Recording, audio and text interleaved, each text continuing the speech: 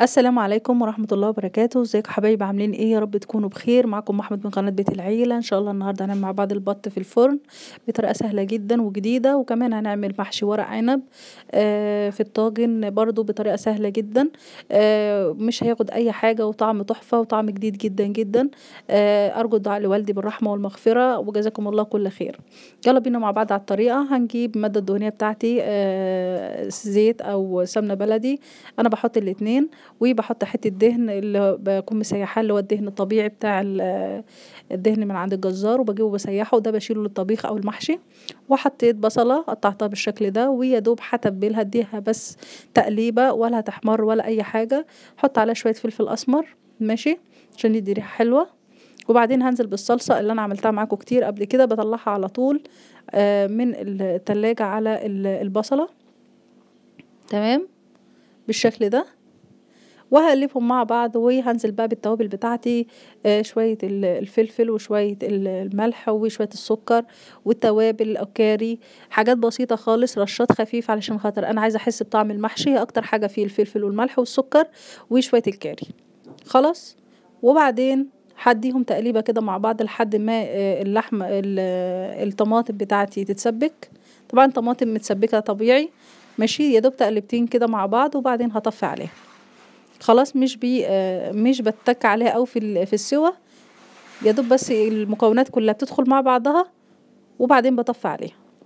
بروح بقى اكون غسله الرز بتاعي والخضره بتاعتي غسلها ومقطعاها، بيكون خضره على شبت. خلاص دي خضره بيتي اورجانيك انا عاملاها في البيت، وملح وشويه فلفل، وبقلب كله مع بعضه.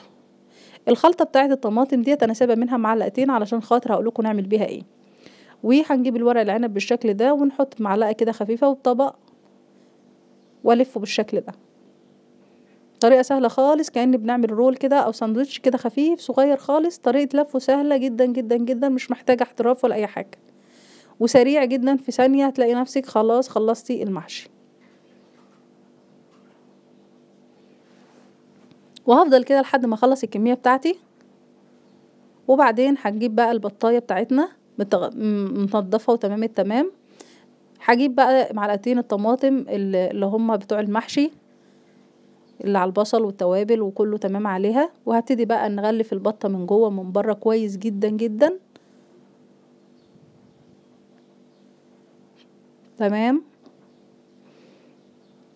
كويس جدا من جوه ومن بره ومن كل الجوانب.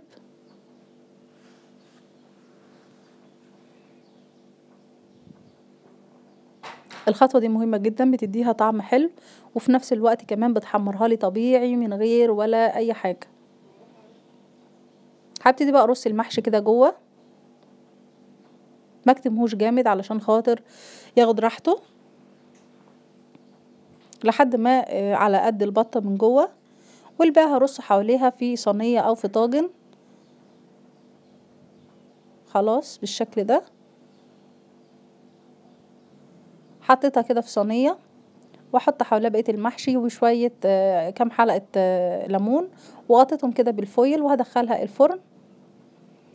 وهروح اعمل حاجه كمان، عندي وراك مخليه هحمرهم كده، هديهم بس يدوب لون من الجنبين وشويه فلفل وشويه ملح من الجنب ده ومن الجنب ده، وشويه توابل فراخ. طبعا فراخ لحمه اي حاجه المتاح عندك، مش عايزه خالص مفيش مشكله، بس هتدي طعم حلو. واحطهم كده في تحت في الطاجن اول حاجه، وبعدين برص ورق العنب بالشكل ده وبعديه شرايح الليمون، وبحط شوربه مش كتير، حاجه بسيطه خالص، وبدخله الفرن لحد ما بيستوي معايا بالشكل ده، وبقلبه بمنتهى السهوله. ورق العنب حلو قوي، ممكن تعمليه في الفرن عادي خالص، او نحشي بيه البط، او ان احنا نعمله في الحله على البوتاجاز عادي، مفيش اي مشكله. وبألف هنا وبألف شفا. زي ما انتم شايفين البطه معايا استوت اهيت، عريتها احمرت وما شاء الله عليها واستوت. طبعا ورق العنب بيصفي ميه كتير، فانا ما حطيتش الا شويه شوربه صغيره. ما عندكيش شوربة عادي خالص شوية مَيّة على شوية من التسبيكة، وبتحطيهم تشربيهم عليهم يعني كبشة والّا كبشتين بس مش في أي حاجة خالص، وبألف هنا وبألف شفا، البط مستوي جدًا، المحشي حلو جدًا، جدًا، وما شاء الله بألف هنا وبألف شفا، انتظرونا في حلقة جديدة والسلام عليكم ورحمة الله وبركاته.